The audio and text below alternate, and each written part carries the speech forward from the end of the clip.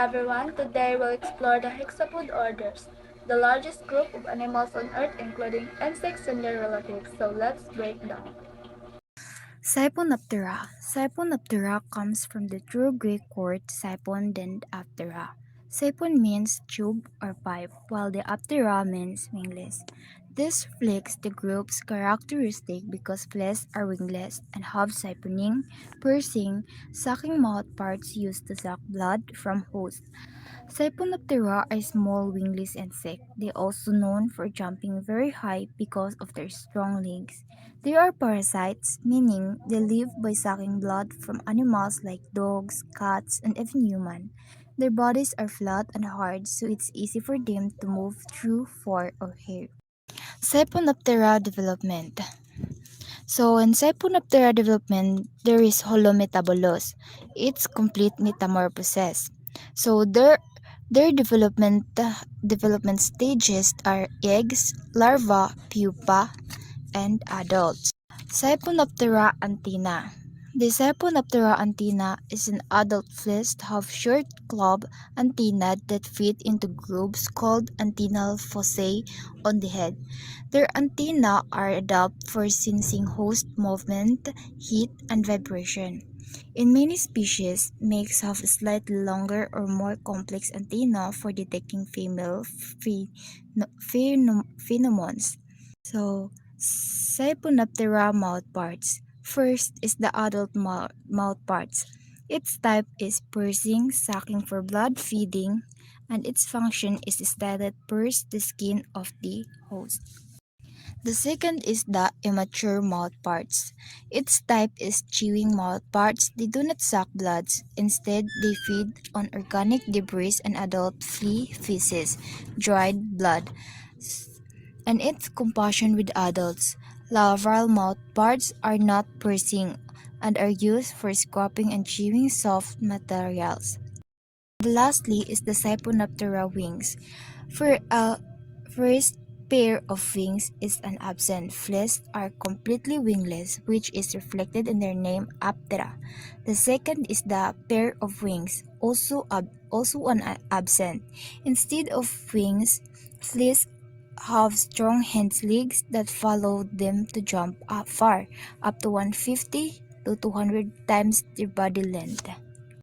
Etymology. Trichoptera comes from two Greek words. Tricho means hair, ptera means wings. And this is the development of Trichoptera. Holometabolous. They undergo complete metamorphosis. Their development stage are egg to larva, pupa to adult. The next one is antennae. From the structure, adults typically have long, filiform thread-like antennae, often as long as or longer than the body. Differences between sexes' life stages. Male often have longer, more sensitive antennae for locating females. Larvae have reduced, short antennae, suited for aquatic life. Mouthparts. Adult mouthparts. Type vestigial chewing mouthparts. Function. Most adults do not feed or feed minimally on nectar or liquids. Their primary role is reproduction. Another, the immature larva mouthparts.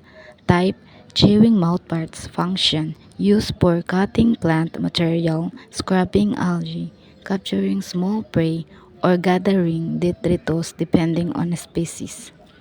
Comparison with adults, larval mouthparts are functional and robust. Adult mouthparts are greatly reduced.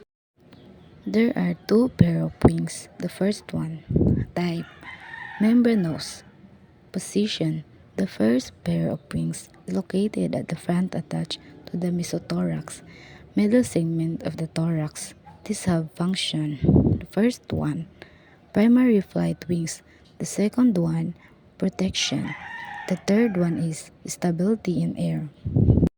Second pair of wings, type membranous wings. Thin, flexible, and more delicate than the forewings. Modifications. broader and more flexible than the forewings for better lift range with long hairs to improve flight stability. Fold easily under the forewings when at rest. Etymology: Lepidoptera comes from two Greek words. First is lepis, scale. Pteron means wings. And this is the development of the Lepidoptera. First is holometabulus. They have a complete metamorphosis. Next is their development stage are egg to larva, pupa to adult. Next is antennae. Lepidopteran antennae are diverse in form, varying among species.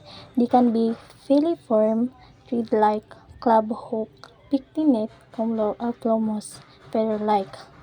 Next one. Males often have more elaborate antennae for detecting female pheromones, while females have simpler antennae.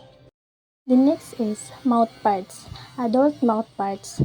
Type siphoning mouthparts. Key components: proboscis, labial palps, sensory function. Mouthparts. Immature mouthparts. Larvae have chewing mouthparts with strong mandibles for feeding on plant material. Next is larval mouthparts are significantly different from adult mouthparts, reflecting their different diets and feeding methods. Next is wings.